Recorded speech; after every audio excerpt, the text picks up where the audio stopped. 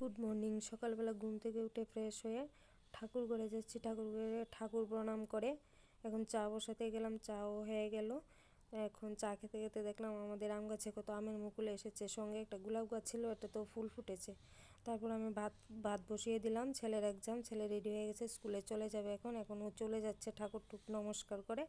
এই তো এক্সাম দিয়ে চলে এসেছে, আমি এক্সাম পেপারগুলো দেখছি। ওকে বললাম তুমি ফ্রেশ হয়ে ভাত খেতে আসো। ও ভাত খেতে বসে গেছে, ওর মন পছন্দ ডাল ভাজি ডিম দিয়ে ভাত দিয়ে দিয়েছি, আমি ওর সঙ্গে বসে গেলাম খেতে। ও আমার শাশুড়ি মা ওর জন্য পাপু। তো দুপুরে খাওয়া দাওয়ার পর আমার ছেলে ঘুমাচ্ছে ওইদিকে, আর ওইদিকে আমি বাইরে থেকে সব কাপড় চোপড় এনে ভাঁজ করে নিলাম।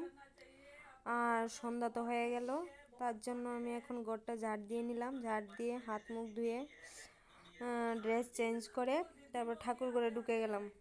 তো ঠাকুর ঘরে ঢুকার পর ঠাকুর ঘরে সমস্ত কাজ সারলাম।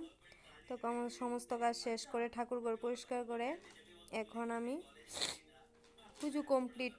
এখন আমি রান্না করে যাব, গিয়ে দুধ গরম করব ছেলের জন্য। তারপর ওইদিকে আমার শাশুড়ি মা বসে আছে চা খেতে, তো তার জন্য চা করেছি। তো এখন এই দেখো শাশুড়ি মা রুটি হাতে নিয়ে বসে আছে, চা খেয়ে দেখা হবে।